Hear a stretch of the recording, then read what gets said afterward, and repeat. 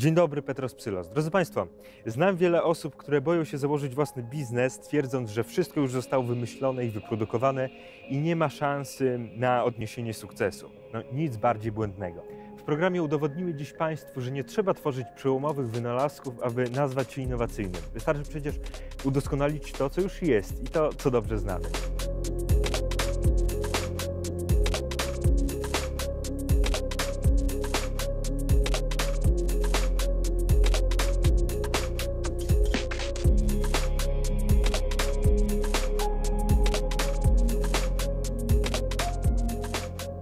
Strategia Czerwonego Oceanu to właśnie to, o czym mówiłem na samym początku. Wejście na rynek produktów i usług, które już istnieją.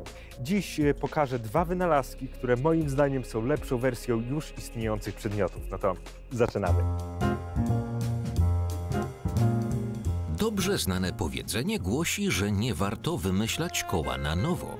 Zdecydowanie nie brał tego pod uwagę pan Krzysztof Cudzich z Bukowiny Tatrzańskiej, który skonstruował jedyną na świecie przyczepkę, która zamiast 2 czy 3 ma tylko jedno koło. Jest zgrabnym przedłużeniem roweru, zajmuje zdecydowanie mniej miejsca, a podczas długich tras bywa jednocześnie zapasowym kołem dla naszego jednośladu. Ktoś może pomyśleć, po co tworzyć taki projekt? Tymczasem przyczepka ma już swój patent. Polak przemierzył z nią 2 pustynie australijskie, a dzięki pomocy funduszy europejskich jej konstruktor już liczy zyski ze sprzedaży. Petros Psylos rozmawia z wynalazcą przyczepki Krzysztofem Cudzichem.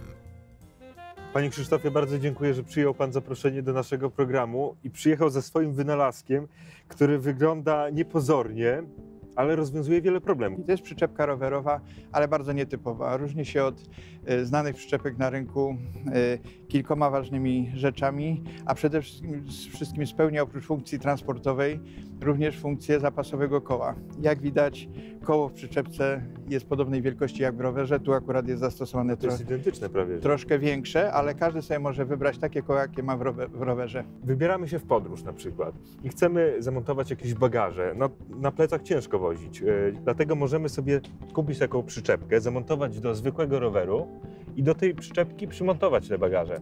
Zgadza się. Tradycyjnie podróżnicy sobie montują sakwy na rowerze, natomiast ci, którzy udają się w wyprawy dużo dłuższe, potrzebują tego bagażu więcej. Rozwiązaniem jest dla nich przyczepka. Ta przyczepka również odciąża rower, który obciążony tutaj sakwami ułożonymi za rowerzystą nie zdaje egzaminu, zwłaszcza na przykład w jeździe po piasku. Trzecie koło rozkłada równomiernie ciężar. Rower się nie zakopuje dzięki temu. A najważniejsza rzecz, że jak nam na przykład to koło się albo przednie zepsuje, to możemy sobie wyjąć koło z przyczepki i zamienić z uszkodzonym. Można jak najbardziej. Pytanie brzmi, co wtedy z bagażem? Już odpowiadam, bo takie przypadki już miały miejsce wielokrotnie. Jeżeli koło jest uszkodzone i przełożymy uszkodzone koło do przyczepki, z łatwością ono uciągnie ten bagaż. Dojeżdżamy do najbliższego miejsca, gdzie jest cywilizacja, kupujemy koło i jesteśmy wtedy uratowani. Łatwość wypinania jest... O, proszę bardzo, zademonstruję. Czyli nawet narzędzi do tego nie trzeba żadnych narzędzi. Spróbować? Ja przytrzymam rower. O, to faktycznie jeszcze nie jestem przyzwyczajony do tej przyczepki, ale to nie jest trudne. Waszą przyczepkę kupują ludzie z całego świata. Gdzie ona miała zastosowanie do tej pory? No praktycznie na wszystkich kontynentach poza Antarktydą, chociaż już jest podróżnik, który się przymierza do takiej wyprawy. Nasza przyczepka jeździ już w 72 krajach na świecie, natomiast odbyła już spektakularne wyprawy. Przemierzyła pustynie australijskie, Afrykę wzdłuż i wszerz, nawet była na wulkanie Aconcagua powyżej 6000 metrów, gdzie oczywiście nie została wniesiona, tylko wjechała za rowerem. Panie Krzysztofie, zastanawia mnie to, czy nie bał się Pan, wchodząc na rynek, który w końcu jest zapełniony wieloma podobnymi rozwiązaniami, wieloma przyczepkami. Nie, dlatego że wbrew pozorom tych modeli na świecie nie jest zbyt wiele i również firm, które je produkują, natomiast nasza bezwzględnie się wyróżnia. Zastanawia mnie, czy fakt, że pochodzi Pan z Bukowiny, wpłynął na to, że ten wynalazek powstał. No myślę, że tak, dlatego że w górach trzeba podjeżdżać, zjeżdżać, no właśnie. Więc duże znaczenie ma waga przyczepki. Otóż ta przyczepka waży bardzo niewiele, więc mogło to mieć znaczenie, tym bardziej, że górale mają gen innowacyjności i przedsiębiorczości już od wieków. Opowiem małą anegdotkę. W Australii odnaleziono najstarszy bumerang na świecie, jak się wydawało, który ma 10 tysięcy lat. Otóż w Bukowinie Taczańskiej, w jaskini obozowej, znaleziono bumerang, który ma 30 tysięcy lat, więc wynaleziono bumerang w górach. Warto pamiętać, że fundusze europejskie są między innymi dla tak odważnych wynalazców. W programie Geny Innowacyjności powtarzamy, że fundusze europejskie są dla osób z najdalszych zakątków Polski, nawet z Bukowiny Tatrzańskiej. No zgadza się. Bardzo nam pomogły w fakcie tworzenia nowego modelu, który jest już modelem trzeciej generacji, bo nie ukrywam, no my nie musimy się znać na wszystkim. Dlatego korzystając z funduszy skorzystaliśmy z pomocy fachowców, którzy pomogli dopracować cały projekt od designu począwszy aż po niektóre elementy konstrukcyjne. Chciałbym jeszcze przed końcem naszej rozmowy przetestować. Mogę? Bardzo proszę. Może nie nigdy nie jeździłem z taką przyczepką na rowerze. Ostatnio jeździłem rok temu. Nie wiem, czy się nie odłuczyłem. Kiedyś trzeba spróbować.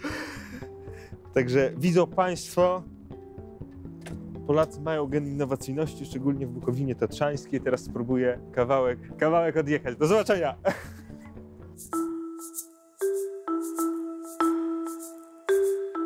Projekty prezentowane w tym odcinku są realizowane w ramach programów regionalnych. Przedsiębiorcy z całej Polski mogą korzystać z szerokiej oferty konkursów o dofinansowanie projektów.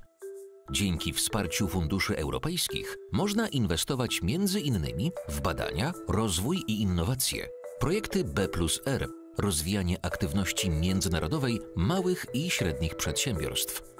To przykłady.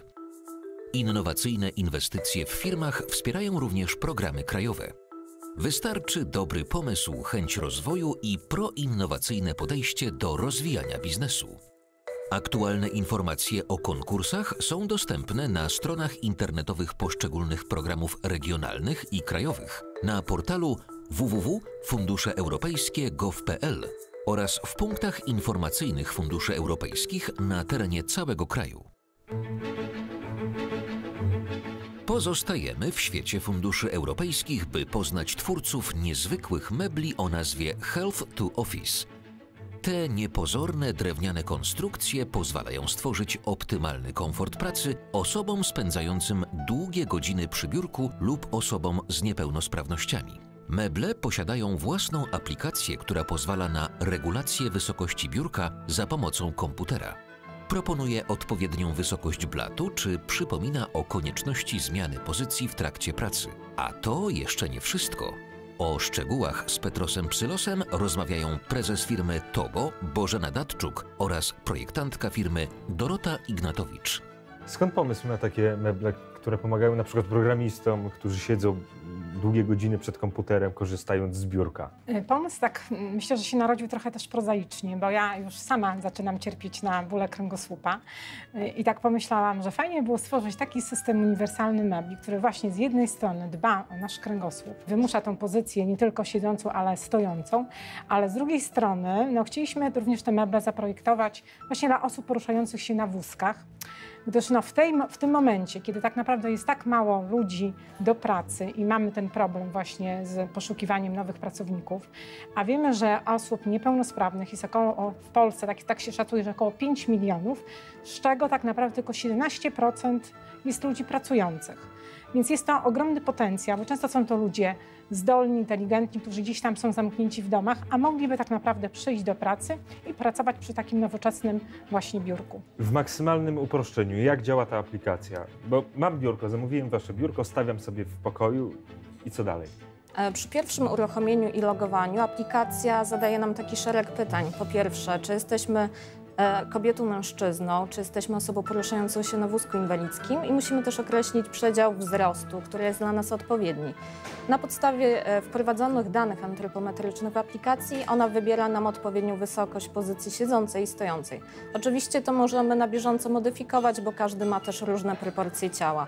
Czyli niejako komputer podpowiada, jak ergonomicznie siedzieć przed biurkiem, tak, jak korzystać z biurka. Tak, to nie jest takie proste, jak się wydaje. Większość biurek takich standardowych ma wysokość 74 cm, co nie jest odpowiednie dla każdego człowieka, właściwie mało dla której osoby. A można dostosować to biurko do mnie?